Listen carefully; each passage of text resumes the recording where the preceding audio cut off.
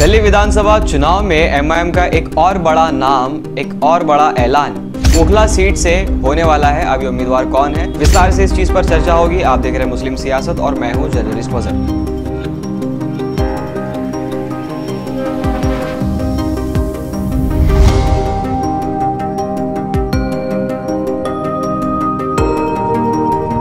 दिल्ली विधानसभा चुनाव में अब तक एमआईएम ने वाहिद एक सीट का ऐलान किया है और वह है मुस्तफाबाद की, जहां से ताहिर हुसैन इलेक्शन लड़ने वाले हैं। जब ये ऐलान अवाम के सामने रखा गया था तो कई सारी राजनीतिक दलों में आप कह सकते हैं कि खली बली सी मच गई थी। अब क्यों हुआ था ऐसा, ये आप भी समझ सकते हैं, जाहिर सी बात है।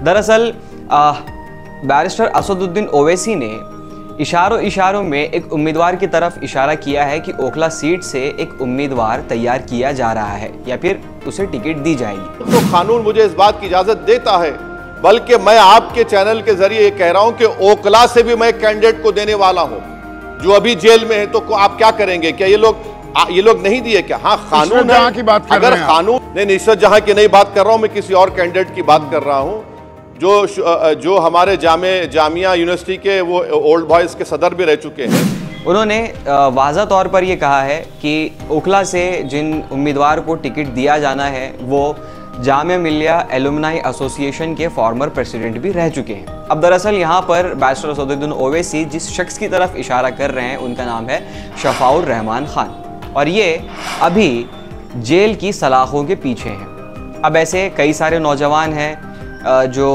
जेल की सलाखों के पीछे हैं, क्योंकि जिन लोगों ने इस नारे को बुलंद किया था या इस नारे के साथ, इस नज़्म के साथ हामी भरी थी कि दीप जिसका मोहल्लात ही में जले, चंद लोगों की खुशियों को लेकर चले, वो जो साए में हर मसलिहत के पले, इस खुले झूठ को, जहन की लूट को मैं नहीं जानता, मैं नहीं मानता। अब जाहिर सी बात है एमआईएम अपने वाज़ा इरादों को यहाँ पर रखती है, और वो कैसे? मैं भी खौफ नहीं तख्ताएदार से, मैं भी मंसूर हूँ कह दो अगयार से, क्यों डराते हो जिंदान की दीवार से, जुल्म की रात को, जहल की बात को मैं नहीं मानता, मैं नहीं जानता। एमआईएम ने साफ कर दिया है कि वो उन नौजवानों के हक़ में आवाज़ उठा रही है जो मजलूम हैं और जेल की सलाखों के पीछे हैं। अब खैर देखना ये है कि अब आगे और विधानसभा चुनाव में दिल्ली के क्या कुछ चीज़ें हम लोगों के सामने आती हैं। अब इन दो सीटों का तो अब तक लग रहा है कि एमआईएम ने पूरा पुख्ता तरीके से एक आप कह सकते हैं कि माजी में जो चीज़ें हुई हैं उनसे सबक हासिल करते हुए इस बार पूरी मजबूती के साथ विधानसभा चुनाव के मैदान में कदम रखती हुई नज़र आ रही है। अब इसमें आपको क्या लगता है कि किन किन अफराद को टिकट दिया जाना चाहिए और किन किन अफराद को मज़ीद कौन सी ऐसी सीटें हैं जहां से आप एमआईएम को चुनाव लड़ता हुआ देखना चाहते हैं? नीचे कमेंट सेक्शन में हमें कमेंट करके ज़रूर बताना, और इस वीडियो को ज़्यादा से ज़्यादा शेयर कीजिए और लोगों तक पहुंचाइए। और अब तक चैनल को सब्सक्राइब नहीं किया है तो जल्दी से सब्सक्राइब भी कर लीजिए। हम ऐसी खबरें आपके सामने लाते रहेंगे, तब तक के लिए बने रहिए मुस्लिम सियासत के साथ।